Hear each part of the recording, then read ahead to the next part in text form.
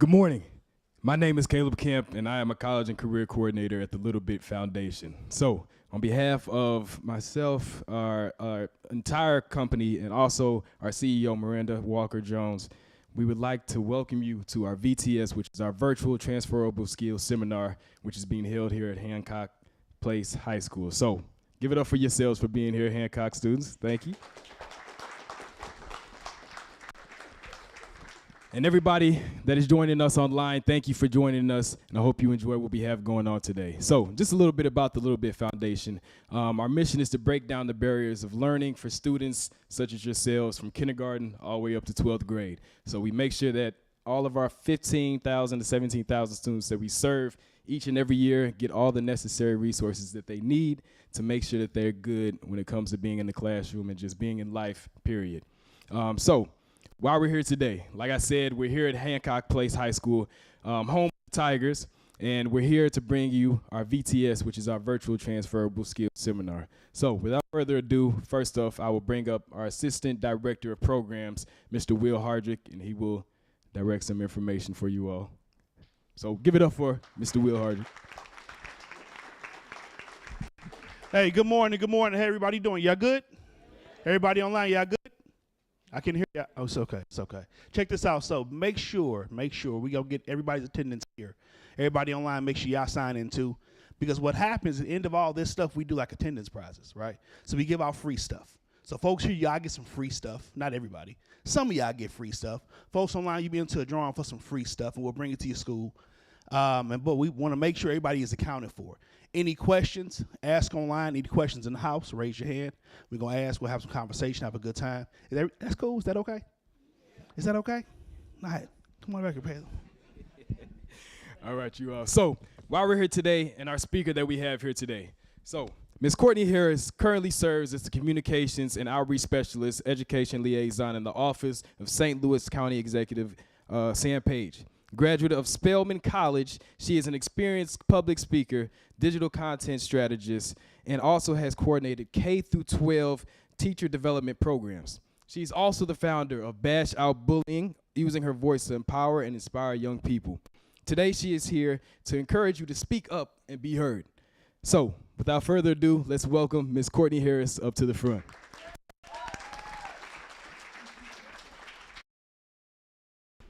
Hello, good morning, everybody.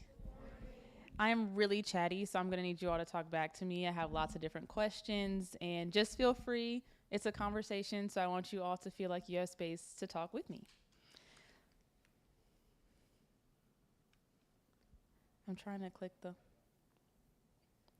I promise I'm Gen Z, guys. Like, I know how to use electronics. Okay. So like Caleb said, my name is Courtney J. Harris. I currently work as the Communications and Outreach Specialist for the St. Louis County Executive, Dr. Sam Page. Does anybody know what a county executive is or what they do? No? Okay. I usually use the example of a school. So like the superintendent of all the schools, and there's principals at each school, sort of like that. So my boss is in charge of St. Louis County, which this school happens to be in. So a lot of my job is communication. That's all I do all day is I talk via DMs on social media, emails, phone calls, text, any way a person can reach our office, you're talking to me. So if you ever comment on the St. Louis County Instagram, it is me. Yeah, that's really what I do in my day-to-day. Like Caleb said, I did graduate from Spelman College, which is in Atlanta, Georgia, an all-women's college. And then I moved back here to St. Louis to be a part of the community. So, all right. I personally hate when the message gets lost. I think emojis are an easy way for us to express ourselves, but they don't always mean what we all think they mean. So can somebody tell me what they think this first emoji means to them? There is no right answer. Yes. Oh, you said nervous? Nervous? Okay. Does someone else have a different? Awkward. Okay. I didn't think about that one. Any other? Yes. Nervous laughing. Okay. I didn't see that either. Okay. What about this second one?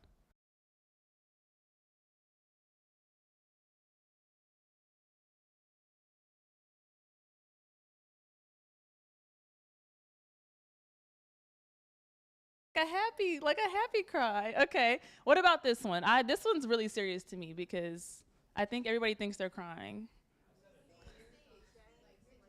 Sick? Okay, what are you in the back? What is your snoring? Okay. A deep sigh. Okay, y'all. This emoji is next to all the sick emojis. So I think he's sneezing, but nobody ever says sneezing. But I think that's what this is supposed to be. But you said sick, so I'm going with sick. Okay, what about this last one? Confused? Dizzy. I guess that's valid. Any other? I would say confused. Overwhelmed. I was going to say I use it when I'm overwhelmed. Like this is just too much. This is how I'm feeling. Yes. Stressed. Okay, that's a good one. But we see how we can all be using these in a text message meaning different things. Like I could use this to say, "Oh my gosh, I'm sneezing." And you're like, "Girl, what are you crying about?" Like this does not even mean what you think it means to me. So, effective communication. Could I have somebody read out what is on the screen about effective communication? If you don't volunteer, I'll just pick you. So you should just. Okay.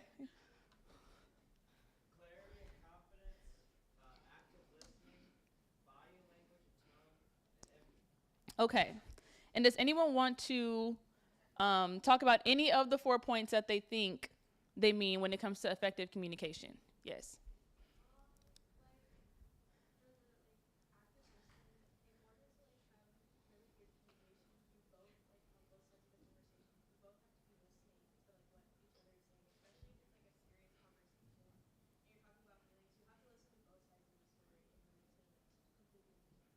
Yes. So everybody who didn't hear her, she said you have to be listening in order to have an effective conversation between two people, listening to how each other feel.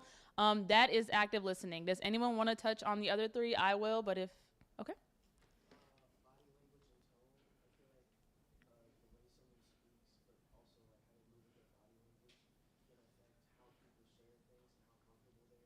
Okay. Okay, and so he said how people say things in their body language. So if I came up here and was standing like this, y'all would think I didn't want to be here, right? But I like to talk when I am speaking in front of people with my hands open. I like to make sure that I'm making eye contact with everybody so you know that I'm engaged in what you're saying back to me. Does anyone want to touch on empathy or clarity and confidence? Yes. Clarity and confidence. I feel like talk. Oh, I feel like talking like with confidence. That also goes back to body language. Like it shows your mood completely. Like when you speak with confidence and Okay. communicate with confidence. Okay. And I personally, I talk really fast. I'm never nervous. I'm rarely nervous. I just talk really fast, and that can come off as I'm not being confident. So I have to make sure that I'm slowing down and people understand what I'm saying because I will just chat and somebody will blankly stare at me because I'm talking way too fast. All right. And our last note, empathy. Yes.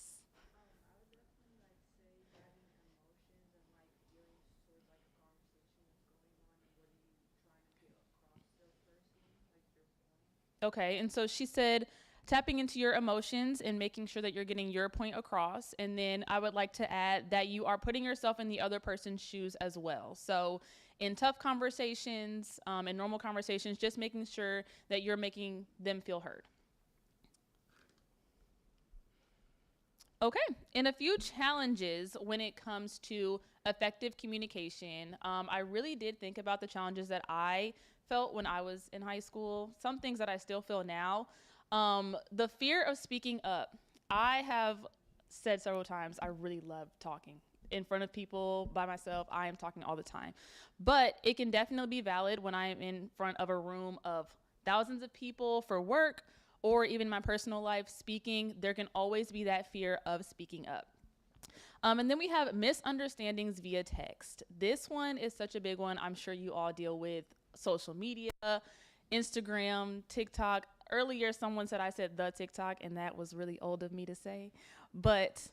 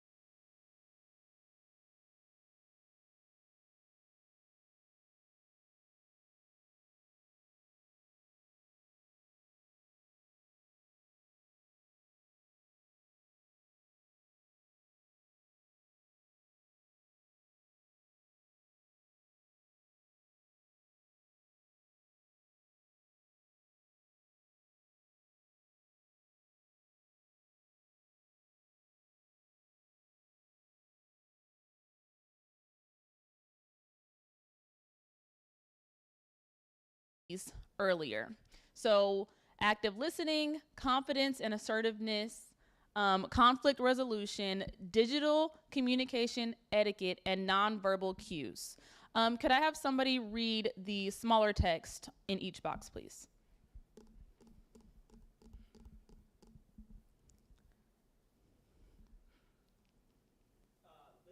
Thank you. Not just to respond. Thank you. Can someone read the next one, please? You can just read. You don't have to raise your hand. You can do. Okay. Okay. Okay. And then the last one.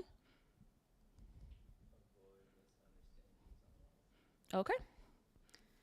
So, when we look at ways to communicate with people, a lot of you're in high school, so you're going to be applying to college. You might have part-time jobs. You're going to be applying to jobs one day. I think it's important to look at how you can effectively communicate experiences that you've had. So I'm sure you all have learned the STAR method, or you've seen the STAR method. We're just going to review that as a way for you to be able to effectively communicate all of the great things about yourself. So the S is describing the context or problem, explaining the responsibility or role, share what steps you took, and highlight the outcome of your actions. So situation, task, action, and the result. It is really important to be able to effectively articulate situations that you've been in that show your skills, where you can highlight things you've done. So it can be a school project, it can be something you do in your part-time job. If you're in a club and you're the president of that club, what have you done? What was the situation like? And how are you able to effectively communicate with everyone and the result that you gain from that? Okay, in a few real-world applications, like I just said, applying to jobs and college applications. That was a really stressful time for me, but a really important time. I had a lot of different interviews and making sure that my essays made sense for whatever the question was. Friendships and relationships, having courageous conversations with your friends and making sure that you're understanding one another is super important. And then leadership and networking. I know that in our adult life, I'm sure many of the adults in here can say they've had to network. So they have to go somewhere, talk about themselves, other people. And you all are probably networking and don't realize it when you go to a different school's basketball game or football game and you're meeting somebody. That is networking. You're telling them about yourself and they're telling them about you. You're telling them about you and they're telling you about themselves. I said that backwards. Okay, so we have a few examples that we'll work through and how we can effectively communicate within them. Could I have somebody read the question for me? Loud. I'll bring you the microphone if you want to. You started saying it, so now you have to read. What should Courtney do to communicate? Courtney is interviewing for a marketing assistant position at a big company. Halfway through the interview, the hiring manager asks, "Tell me about a time you had to solve a problem as a part of the team." Courtney has a great story working on a school project where her group struggled to meet a deadline. But she started rambling, using a lot of and get off track. The interview looks confused. So what should Courtney do to communicate more effectively? Should she keep talking until she remembers her main point, even if it takes a long time?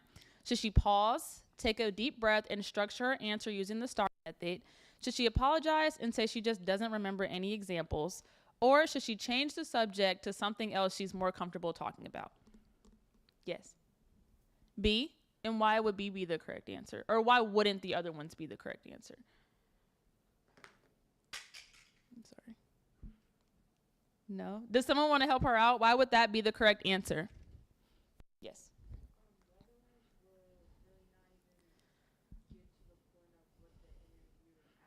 Mm-hmm.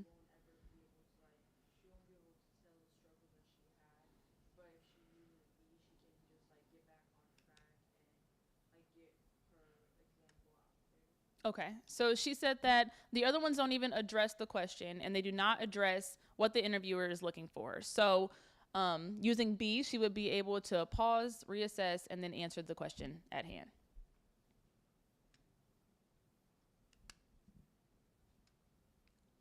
Trying to click to the next.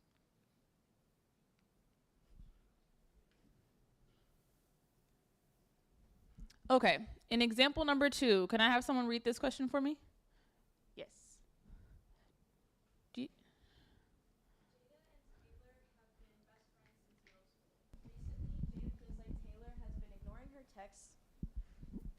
and hanging out with new friends without inviting her. Instead of asking Taylor directly, Jada starts acting distant and giving one-word replies when Taylor tries to talk to her. Taylor finally asks, "Hey, is something wrong? You've been acting different lately." Okay, what is the best way for Jada to communicate her feelings? A, ignore Taylor completely until she figures it out on her own. B, blame Taylor and say, "You obviously don't care about me anymore." C, calmly explain how she feels by saying, "I've been feeling left out lately and I just wanted to talk about it." Or pretend nothing is wrong and act like everything is fine even though she's still upset. C, okay, can someone explain why C would be the correct answer? Yes?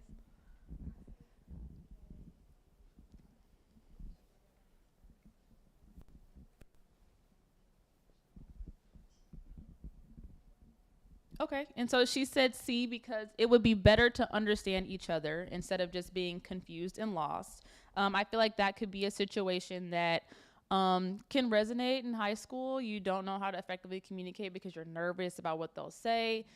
You're trying to figure out your feelings, and so just make sure that you are calmly explaining how you feel and then getting to the bottom of it.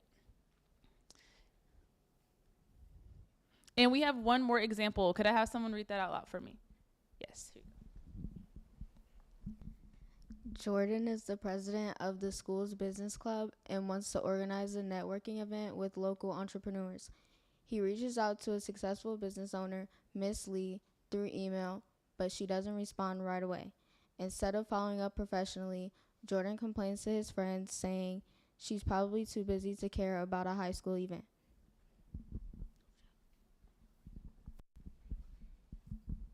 A week later, Jordan sees Miss Lee at a community event. What is the best way for him to handle the situation? A, thank you. I need the next one.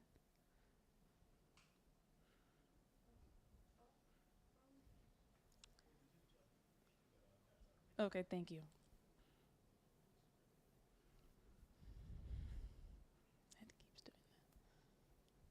Okay, avoid her since she didn't respond to his email. Casually mention, "I emailed you, but I guess you didn't think our event was important." Oh, that's so mean. Politely introduce yourself, remind her about his email, and express why he would love for her to be involved, or walk up immediately and ask, "Why didn't you respond to my email?" C, okay, can someone explain why C would be the correct answer? Yes.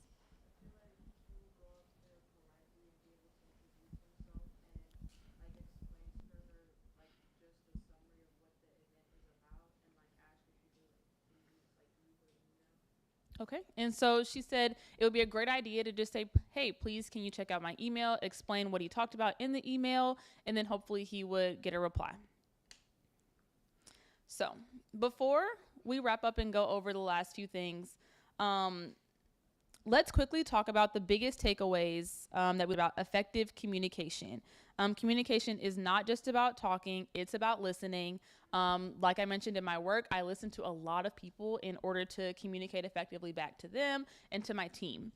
So does anyone want to share a few takeaways or something that they knew and want to work on more about effective communication? Yes.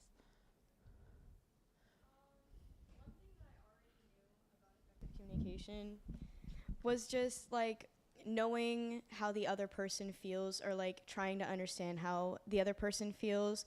But it can be a little bit difficult, and I know it can be a little bit difficult, especially if you're in like a really tough situation where neither side is listening to each other or like trying to understand where each other is coming from. Even if you think that you're trying, you're probably not to the other person. So just like trying to understand where they're coming from and like letting them know that you might not understand fully what like they're trying to convey, but that you can still try. Okay. Okay, does anyone want to add something that they knew about effective communication or didn't know, or just a key takeaway from today's conversation? Yes.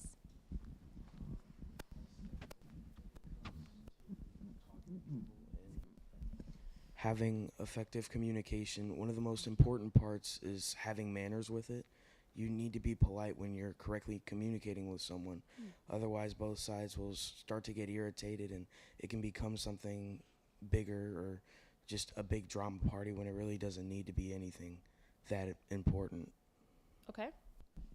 Does anyone else want to share something about effective communication that they knew or learned? Oh, this someone in the front here. He's going to bring you the microphone.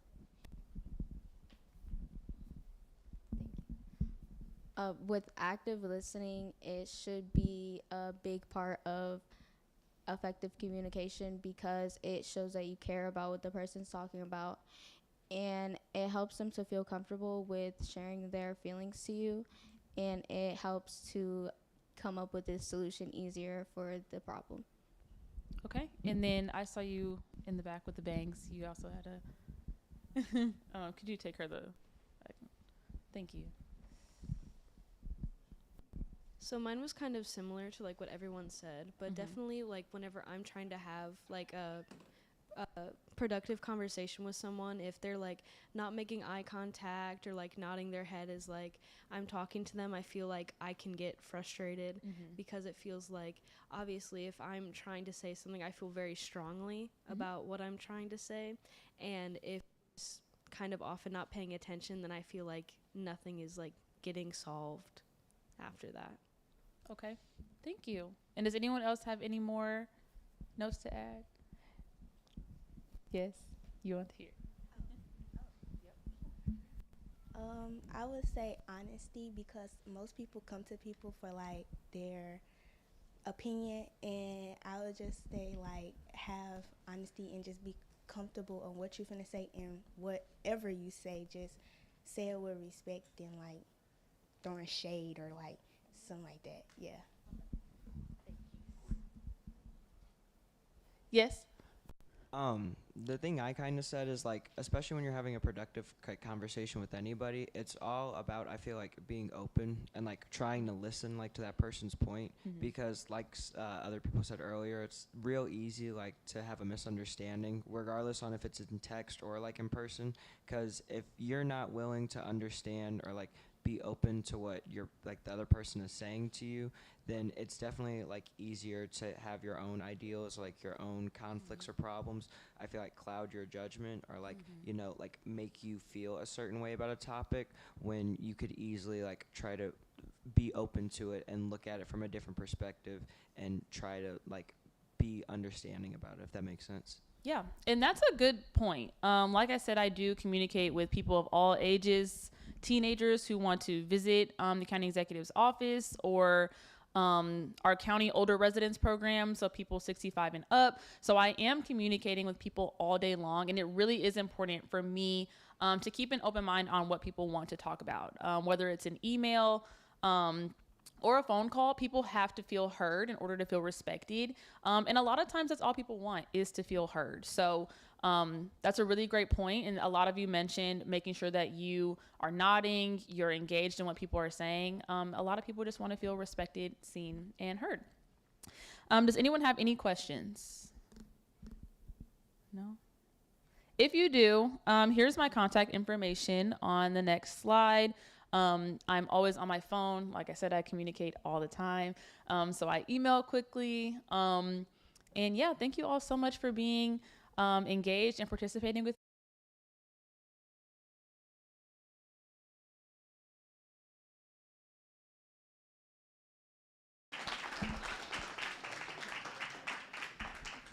All right, you all, let's give it up. Let's give it up for Miss Courtney Harris one more time.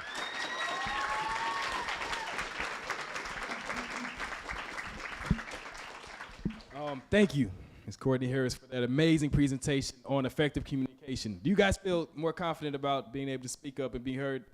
Is it better? Great information. I love it. I love it. Do we have any questions online? Any questions here? Once again, I'm going to ask here. Any questions? Good.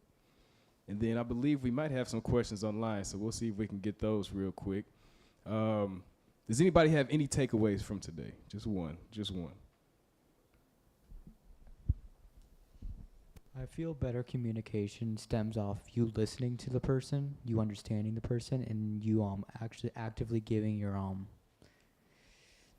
like active like communication with your body as well, and being able to use all like the skills will lead to a better communication overall.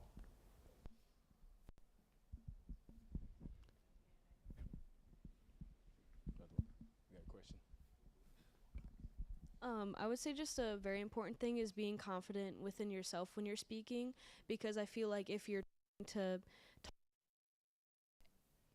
trying to talk about something and someone else has another point of view, you're like, oh, I guess that makes sense. Like, I feel like you should just be very confident in your beliefs and who you are, so can help you get your point across, because at the end of the day, you are with yourself. Anybody else could. So yeah, I would say confidence is just a really important any communication. I believe we have a question online, so. Had a student ask, they say when they're frustrated, sometimes they ask the question, it's not heard the way they want it to be heard. Mm-hmm. What kind of tools or words or phrases can they say to make sure the message comes across effectively? Sure, and that's a really great question. When I'm in frustrating situations, I have to take a step back and just understand what is frustrating me and be clear about the situation. I think that I'm a super emotional person, and so things make me frustrated, or I might tear up, or I might seem really bothered by something. And so I make sure that I'm communicating that this is making me feel XYZ emotion, and I want to be able to answer properly. So, make sure that you're listening to what I'm saying. But I take a step back and think about it before I reply at all. But I'm very transparent about how I'm feeling. That way they can understand me a little better. And I have a question actually that's come to my head. So, as them being students, what do you feel is how can I put this, is an effective way to communicate with adults when it comes to figuring out, life, and if an adult says do this and the child is like, well, I don't know about that, and of course the different generations and how people are. Yeah. So how do you feel is the best way to communicate when it comes to student, teacher, child, adult, child, parent, whatever it might be? Sure. And I actually just spoke with someone yesterday about this, about making sure you're catering your conversation to your audience. So the same way that I might talk to a friend, that I might talk to Caleb, is not the same way that I would talk to my boss, is not the same way that I would talk to my mom. So just making sure that I'm catering my conversation. So I know talking to teachers or adults generally can seem intimidating, or you just want to make sure you have everything together. I do think it's important to make sure that you know exactly what you want to talk about, that it's clearly addressed, and that you go into the conversation equipped and with respect. You cannot talk to adults or teachers, principals, etc., like you do talk to your friends in the hallway. So making sure that even if it's the same content, that you are catering your conversation with more respect, and it's specific to the person you're speaking to. Yeah, of course. All right, thanks, Ms. Courtney. Got another question. Any strategies on not using the word when public speaking? Yes. A student from Hancock High School. Okay, yes. Just pausing when you're talking. I think I say I like a lot, or I used to say like a lot. But that's usually because I'm still thinking about what I'm going to say next. So it is definitely muscle memory. You have to keep practicing that. And I do talk a lot in my different conversations in my personal life and my work life. So just making sure you pause. At first it can seem a little awkward because you'll be talking and now it's like the person is waiting on you to reply. But once you kind of get into that habit of almost putting a verbal comma in your sentence instead of saying then I think that would be helpful. Okay, I got another one. What's a way to shorten shorten your answers. What's a way to shorten your Wait, answers? I'm laughing because I'm thinking about this. What's a way to shorten your answers and not like you're just kind of stretching out your point? What's a way to not be aggressive and not seem rude? Okay. What's a way to shorten? So you're saying to not seem aggressive and not seem rude, but a way to shorten your answers without just saying no. So to add more context, but not ramble on to what Right. you're. Okay. I think being clear. Once you have decided what you're going to say, and being clear about that in your mind, then you won't come off as like you're rambling or you don't care. So if someone asks me, what do you think I should do in this situation? Instead of saying, I don't know, I could say, I'm not sure, but I would possibly do this. So that way they know that I'm listening and I'm clear on, I may not have the perfect answer, but I know that I would do this in that scenario.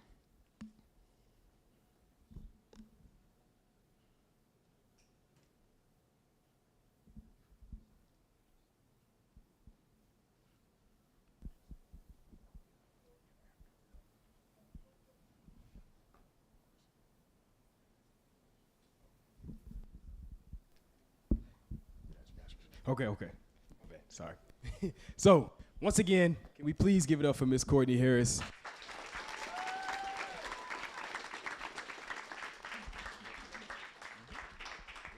And so, Will, and I will also say, before you leave, would you like to say anything about your Bash Out Bullying initiative that you have? Yes, I do have a nonprofit organization called Bash Out Bullying. I started it when I was 14 after I was bullied at school, and I felt like there weren't any resources for me to kind of figure out how to navigate bullying. So I created the organization with the mission to get out different news about bullying, to be able to teach people positive and effective friendship tactics and how to maintain those friendships. It is on Instagram, Facebook, online. If you go to my website, everything is linked there. But it just provides different tips on how you can deal with that. If you don't want to talk to an adult or you don't know how or what resources, then it has those there for you. Yeah. All right, thank you so much, Courtney. Thank you. So once again, effective communication. Make sure you're speaking out and being heard. We would like to thank Miss Amy Branch, of course, for coordinating these schedules and making sure that we can make happen here at Hancock. So once again, give it up for yourselves for being here in the audience, my students here at Hancock. For everybody online, thank you for joining us today. Are we gonna do the winner of our online winner real quick? So I'll bring back up our Assistant Director of Programs, Mr. William Hardrick. Hey, check this out. So online, a lot of classes signed in, which I think is amazing. But we have the most classes actually from Long Middle School. So I'm not sure who to pick at Long because there's classes. So Long, today is Thursday.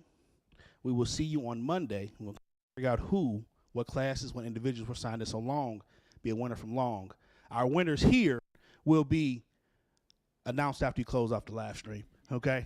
That's what I got. Come on up, close, Miss Caleb.